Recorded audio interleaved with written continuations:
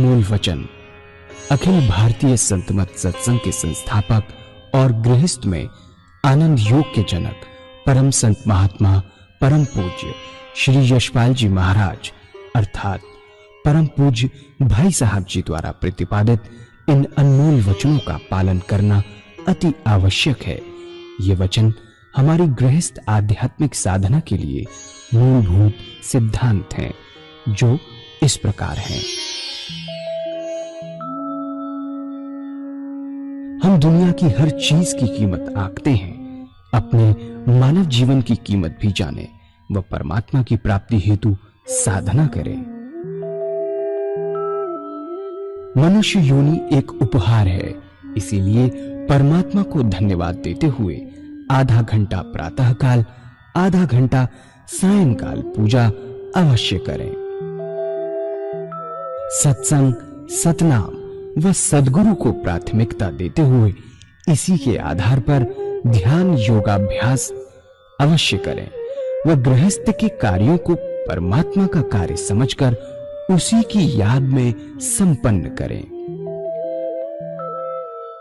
हर समय ये ध्यान रहे कि गुरु कृपा द्वारा परमात्मा की पवित्र सत्ता का हमारी आत्मा में वास है, अतः मन में निरंतर अपने इष्ट देव का जाप करें।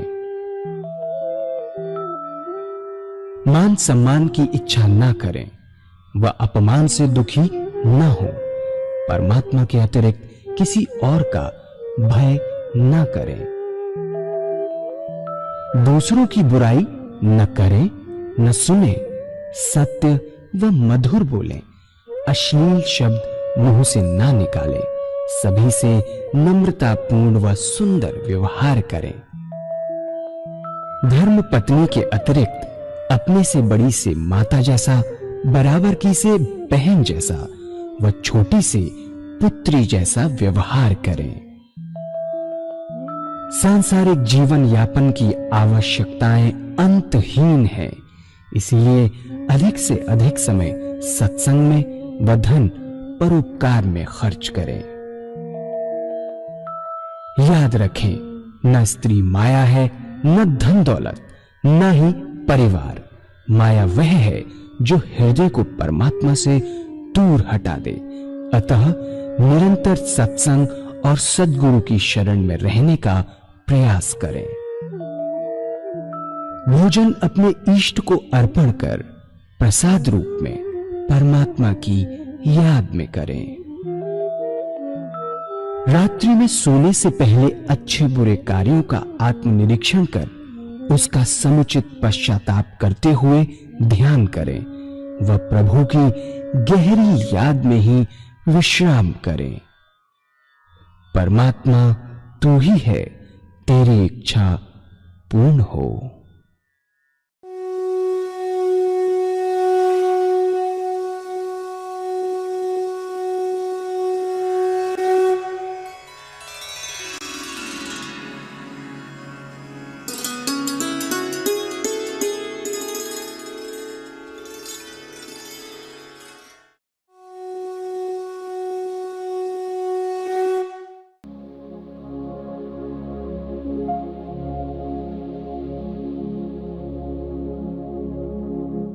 जय सद्गुरुदेव जय पद शरणम श्रेयस रूप चरणों शरणम।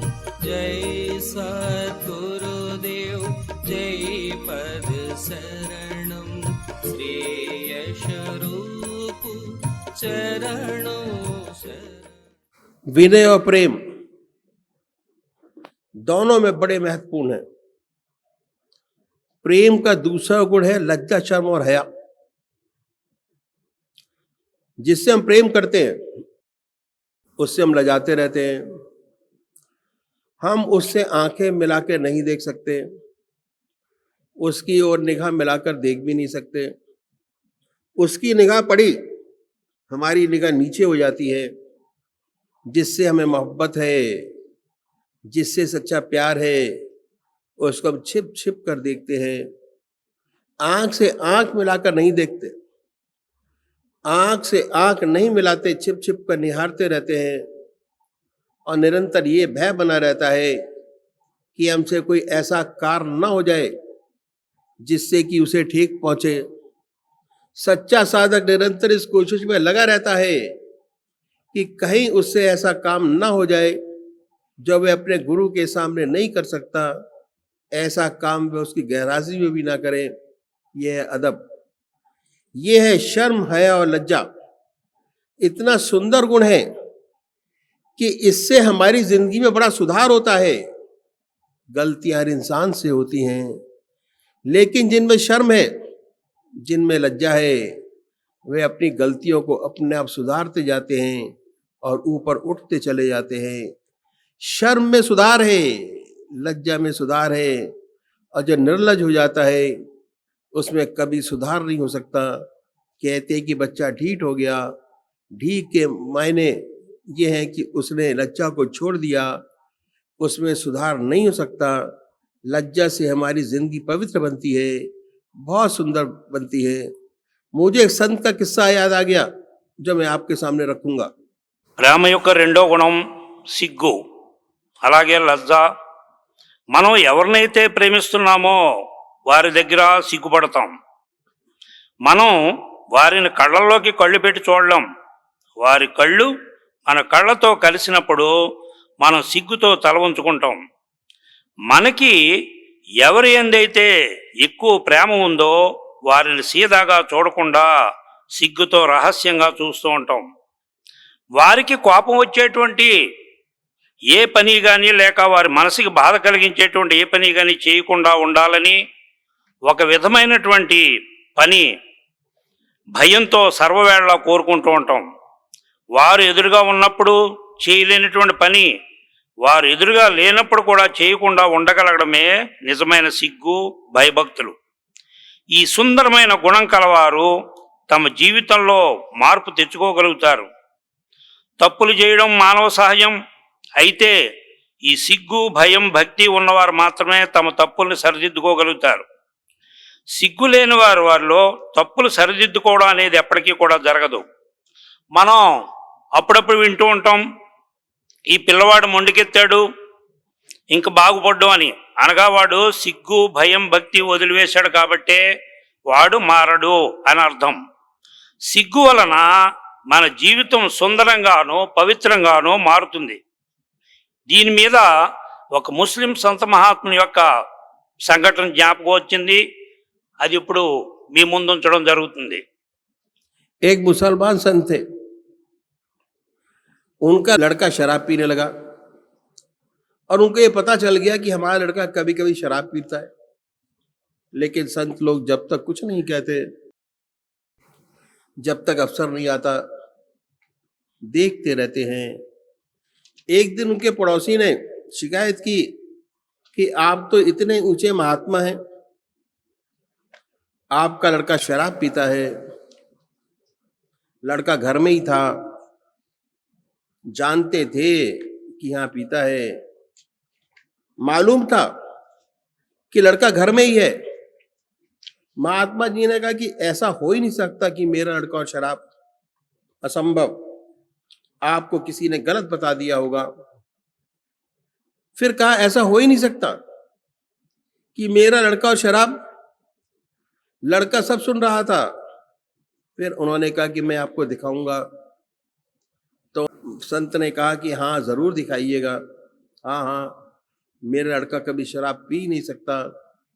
उस लड़के पे बड़ा सुंदर असर पड़ा कि मेरे पिता का मेरे ऊपर इतना विश्वास और मैं ऐसा नीच काम करूं। वाकई में उसने शराब पीना छोड़ दिया, शराब पीना बंद कर दिया। सालों साल बीत गए, शराब छुई नहीं। एक रोज फिर उसके दोस्तों ने पकड़कर जबरदस्ती दुकान पर बैठा लिया और मजबूरन वो बैठ गया।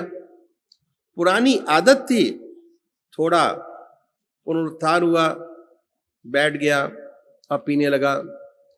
जब पी रहा था तो उस संत के जो पड़ोसी थे उधर से गुजरे और देखा कि पी तो रहा है। वे फौरन जल्दी जल्दी घर वापस आए और इन संत के पास पहुंचे और कहा कि चलिए, आप कहते हैं कि मेरा लड़का शराब पीता ही नहीं, मैं आपको दिखाता हूं कि वो बैठा शराब पी रहा है। वह छड़ी लिए हाथ में, साथ चल दिए। दुकान में पहुंचे तो देखा वाकई में पी रहा है, लेकिन एक खंबे की ओट में वह बैठा था और पी रहा था। बोले हाँ पी तो रहा है, लेकिन खंबे की ओट में है, इंशाअल्लाह जरूर छोड़ देगा। उस लड़के ने सुना और हमेशा के लिए तौबा की और शराब पीना छोड़ दिया।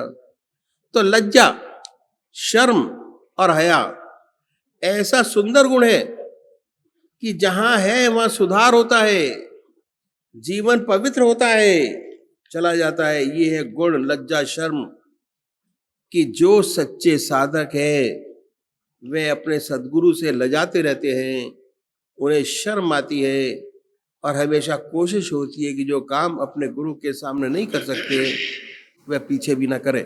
ఒక ముసల్మాన్ మహాభక్తుడు ఒక ఆయన ఉండేవారు. ఆయన కుమారుడు అప్పుడప్పుడు మద్యం త్రాగడం ప్రారంభించాడు. ఈ విషయం ఆయనకి తెలిసింది. కానీ మహాపురుషులు ఎప్పుడూ కూడా సమయం వచ్చే వరకు కూడా ఏమీ మాట్లాడరు, చూస్తూ ఉంటారు. ఒకరోజు వారి పొరుగింటి ఆయన వచ్చి, మీరేమో ఇంత మహాభక్తులు, మరి మీ అబ్బాయి మద్యం సేవిస్తూ ఉంటాడు అన్నారు. ఆ సమయంలో ఆయన కుమారుడు ఇంట్లోనే ఉన్నాడు. ఆ అబ్బాయి త్రాగుతూ ఉంటాడని ఆయనకి తెలుసు. అయినా ఆ మహాత్ములు వారు ఈ విధంగా అన్నారు, లేదు లేదు, ఆ విధంగా జరగదు, మా అబ్బాయి మద్యం త్రాగడమా అసంభవం, మీకు ఎవరో తప్పు చెప్పి ఉంటారు. ఈ మాటలన్నీ కూడా లోపల నుంచి ఆ అబ్బాయి వింటూనే ఉన్నాడు. మరలా పొరిగింటాయన, సరే నేను మీకు చూపిస్తానన్నాడు. దానికి ఆ మహాత్ముల వారు సరే సరే చూపించండి అన్నారు.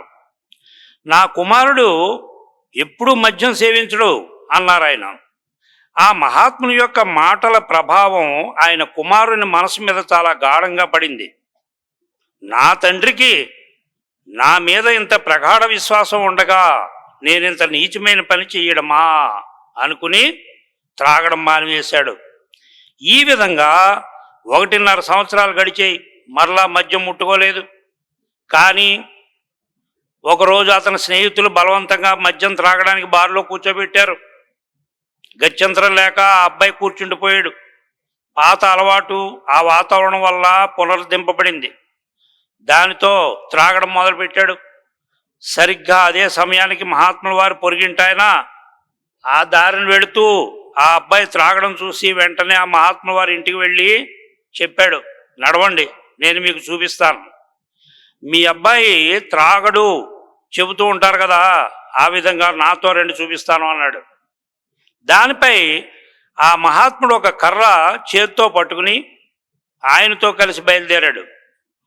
దుకాణం వద్దకు చేరి చూడగా వారి అబ్బాయి నిజంగానే త్రాగుతున్నాడు. కానీ ఏ విధంగా త్రాగుతున్నాడు? ఒక స్తంభం వెనకాల క్రీనీడలో కూర్చుని త్రాగుతున్నాడు.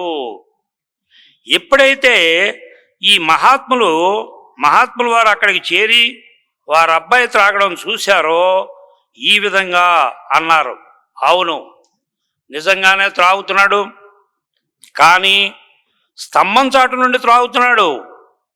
కావున అతను అల్లా దైవాలను వదిలివేయగలడు. ఈ మాటలు ఆయన కుమారుడు విని పశ్చాత్తాపడి శాశ్వతంగా త్రాగుడు మానివేశాడు. ఈ సిగ్గు విధేయత ఎంతటి సుందరమైన గుణాలు అంటే అవి ఉన్న చోట దిద్దుబాటు ఉంటుంది, జీవితం పవిత్రమవుతుంది. ఇది సిగ్గు యొక్క గుణం. ఇటువంటి సిగ్గు కలిగినటువంటి సాధకుడు తన గురువు వద్ద ఎల్లప్పుడూ కూడా సిగ్గుపడుతూనే ఉంటాడు. ఏ పని అయితే గురువు ఎదుట చేయడానికి సిగ్గుగా భావిస్తాడో ఆ పనిని గురువు దగ్గర లేనప్పుడు కూడా చేయడానికి నిరంతరం సిగ్గుపడుతూనే ఆ పని చేయకుండా ఉండేటువంటి ప్రయత్నంలో ఉంటాడు. तीसरा गुण प्रेम का है विश्वास। जिससे हम प्यार करते हैं उस पर हमें थोड़ा विश्वास तो होता ही है कि यहाँ हम आए हैं, कम से कम इतना विश्वास तो लेकर जरूर आए हैं कि हमारा समय खराब नहीं होगा, भगवत चर्चा होगी, कुछ ना कुछ फायदा ही होगा। अगर इतना विश्वास लेकर आए तो जरूर फायदा होगा। ये विश्वास हमेशा अनुभव से होता है। अंधविश्वास बहुत खराब चीज है, गड्ढे में गिराने वाला है। अंधविश्वास कभी नहीं करना चाहिए। इसके माने ये नहीं कि हम अपने आप को इतना संकुचित बना लें कि सच्ची बात को भी ना माने। अपनी बुद्धि को खुला रखिए, जिस बात को आत्मा माने उसे कबूल करिए, उस पर चलिए, तो हमेशा लाभ होता रहेगा। धीरे धीरे हमारा विश्वास बढ़ता है, अभ्यास करते हैं, धीरे धीरे अनुभव हमें होते हैं, और जब अनुभव होते हैं धीरे धीरे हमें अपनी आत्मा का ज्ञान होने लगता है। धीरे धीरे में परमात्मा की ओर बढ़ते हैं, धीरे धीरे उसकी लीला को देखते हैं। एक दिन ऐसा आता है कि हमें उन पर पूर्ण विश्वास हो जाता है और हम अपने आप को उस परमात्मा को पूरी तरह निछावर कर देते हैं, छोड़ देते हैं। ये विश्वास होना बहुत आवश्यक है। पहले अपने तरीके पर विश्वास होना चाहिए। जो हमारा तरीका है परमात्मा की प्राप्ति का अपनाया वह ठीक है और सच्चा है। बहुत सोच समझकर उस पर कदम रखें। जब धीरे धीरे ऐसा विश्वास हो जाता है कि मेरा रास्ता ठीक है, मेरा हृदय निरंतर प्रभु की याद में डूबा रहता है, सुख में भी उसकी याद है, दुख में भी उसकी याद है, मेरा हृदय कोई समय ऐसा नहीं जाता जब उसकी याद के बगैर खाली हो। ऐसी सुंदर हालत जब बन जाती है तो हमें विश्वास हो जाता है कि यदि ईश्वर चाहेगा तो अंत समय भी उसकी याद नहीं छूटेगी। चिंतन और ये विश्वास जो हमें पार लगाता है। जब मौत का धक्का आता है तो बड़ी से बड़ी तपस्या धरी की धरी रह जाती है, शरीर कमजोर हो जाता है, मन भी कमजोर हो जाता है। ऐसा विश्वास, ऐसा आत्मिक अनुभव यदि जिंदगी में हो जाते हैं, उनसे विश्वास दृढ़ हो जाता है और वही अंत समय में काम आता है। इतना बड़ा महत्व है विश्वास का। लेकिन याद रखिए, अंधविश्वास बहुत खराब चीज है जिसे कभी नहीं करना चाहिए। हम सोच समझकर विश्वास करें, अनुभव के साथ विश्वास करें तो बराबर लाभ होता रहेगा। आप बढ़ते रहेंगे और विश्वास ही परमात्मा से मिलाएगा। मुझे पौराणिक कथा याद आ गई जो बहुत सुंदर है, जो मैं आपके सामने रखूंगा। అలాగే ప్రేమ యొక్క మూడో గుణం విశ్వాసం. మనం ఎవరినైతే ప్రేమిస్తామో వారిని కొంచెమైనా విశ్వసిస్తాం. మనం ఇక్కడికి వచ్చాము అంటే కనీసం ఎంతో కొంత మేలు జరుగుతుంది అనేటువంటి విశ్వాసంతో, భగవంతుని చర్చ జరుగుతుంది, సమయం వ్యర్థం కాదు అనే నమ్మకంతో వచ్చాం. ఆ మాత్రం నమ్మకంతో వచ్చినా తప్పకుండా లాభం జరుగుతుంది. ఈ విశ్వాసం ఎల్లప్పుడూ కూడా అనుభవం మీద కలుగుతుంది. అంధవిశ్వాసం చాలా చెడ్డది, గోతిలో పడేస్తుంది. అంధవిశ్వాసం ఎప్పుడు కూడా పనికిరాదు. అలాగని మనల్ని మనం మరీ సంకుచితంగా చేసుకుని యథార్థ విషయాన్ని కూడా నమ్మకుండా ఉండేలాగున దిగజారిపోకూడదు. మన బుద్ధిని విశాలంగాను పదునుగాను ఉంచి ఏ విషయాన్నైతే మన ఆత్మ ఒప్పుకుంటుందో, నమ్ముతుందో ఆ విషయాన్ని మాత్రం స్వీకరించి నమ్మడం వలన లాభం కలుగుతుంది. నెమ్మది నెమ్మదిగా మన విశ్వాసం పెరుగుతుంది. మనం సాధన చేస్తూ ఉంటాం, నెమ్మది నెమ్మదిగా మనకు అనుభవాలు కలుగుతూ మనకి ఆత్మజ్ఞానం కూడా కలుగుతుంది. ఇక ఆ పరమాత్మ వైపు ముందుకు సాగుతాం. నెమ్మదిగా ఆ సృష్టికర్త యొక్క లీలలు చూడగలుగుతాం. ఈ విధంగా మనకి ఆ పరమాత్మ యందు పరిపూర్ణమైనటువంటి విశ్వాసం ఏర్పడి మనల్ని మనం ఆయనకి సర్వసమర్పణం చేసుకునేటువంటి రోజు వస్తుంది. అందువలన అనుభవంతో కూడినటువంటి విశ్వాసం చాలా అవసరం. అన్నింటికన్నా ముందు మనం అనుసరిస్తున్నటువంటి సిద్ధాంతం వలన పరమాత్మ ప్రాప్తి పొందగలమని, ఈ విధానం మంచిదని, సరి అయినదని మనకు విశ్వాసం కలగాలి. చాలా బాగా అన్ని విధాలా ఆలోచించుకుని దీంట్లో అడుగు పెట్టాలి. నెమ్మదిగా ఎప్పుడైతే మన మార్గం మంచిదని, హృదయం నిరంతరం కూడా పరమాత్మ యొక్క జ్ఞాపకంలోనే నిండి ఉంటుంది అని, సుఖంలోనూ దుఃఖంలోనూ కూడా ఆయన జ్ఞాపకమే ఉంటుంది అని, ఆయన జ్ఞాపకం లేనటువంటి సమయం అంటూ ఉండటం లేదని అనుభవపూర్వకంగా విశ్వాసం ఏర్పడుతుందో అప్పుడే మనకి పరిపూర్ణమైనటువంటి విశ్వాసం కలిగి, ఆ పరమాత్మ దయ ఉంటే ఈ శరీరం నుండి జీవి విడిపడే సమయంలో ఆ పరమాత్మని జ్ఞాపకం విడిపడకుండా ఉంటుంది అనే నమ్మకం కలుగుతుంది. చింతన మరియు విశ్వాసమే మనల్ని అవతల గట్టుకు చేరుస్తాయి. మృత్యు ఆసన్నమైనప్పుడు శరీరం బలహీనమవుతుంది, మనస్సు కూడా బలహీనమైపోతుంది. ఏ ఆత్మిక అనుభవం విశ్వాసం మన జీవితంలో కలుగుతుందో అటువంటి వారికి ఈ ఆత్మిక అనుభవం ఆఖరి సమయంలో ఉపయోగపడుతుంది అని అప్పుడు వారి విశ్వాసం దృఢమవుతుంది. ఇంతటి విశ్వాసానికి ఇంత గొప్ప మహిమ ఉంది. అంధవిశ్వాసం ఎప్పుడు కూడా పనికిరాదు. అంధవిశ్వాసం కలగకూడదు. బాగా ఆలోచించి అర్థం చేసుకుని అనుభవపూర్వకంగా విశ్వసిస్తే తప్పకుండా లాభం కలుగుతూ ఉంటుంది. మీరు ఇంకా ఎదుగుతూ ఉంటారు. ఆ విశ్వాసమే మనల్ని పరమాత్మతో కలుపుతుంది. కావున నాకు ఒక సుందరమైనటువంటి కథ ఒకటి ఇక్కడ జ్ఞాపకం వచ్చింది అని చెప్తున్నారు.